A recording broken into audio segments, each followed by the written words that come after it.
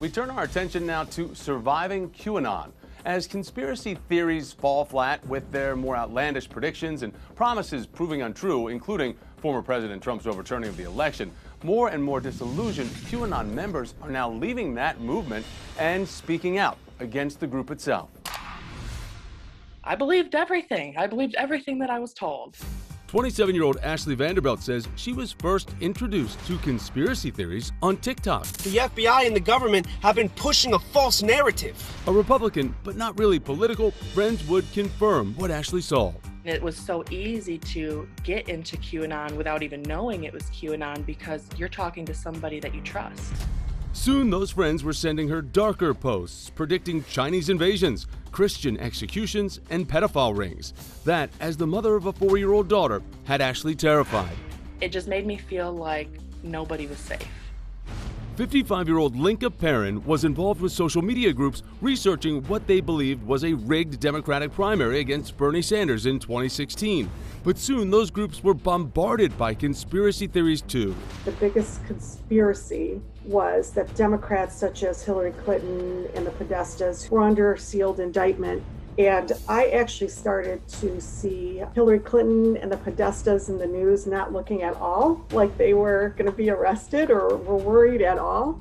So already I was starting to wake up. Then, when QAnon began pushing a deep state theory with Donald Trump as savior, I was able to put two and two together very quickly that there's something very sinister going on, so I left. It's a right-wing greatest hits, and that's why it's effective. Dr. Jeff Dancy says QAnon and other conspiracies target people seeking a like-minded community, especially during the stress of a pandemic. Where do they see community now? On the internet. And they see community of fellow believers, and they find community there, and it's meaningful to them. But both Linka and Ashley say the unfulfilled promises QAnon made eventually raised red flags for them. Ashley initially believed the theory Trump would return to power, first before President Biden's inauguration, then on Inauguration Day. But then They started talking about March 4th. And when they started talking about that, something just didn't make sense. And so that's what broke it off for me. 99% of the time it never happens, but before anybody gets a chance to figure it out, their attention's already been moved over to this next conspiracy.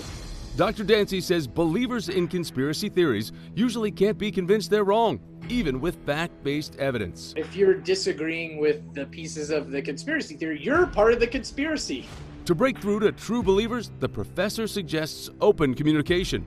I ask questions like, what would it take for you to not believe this? For Linka, oftentimes, believers are just in too deep. Like any addiction, with alcohol or drug abuse, life has to become so intolerable that they make their own decision.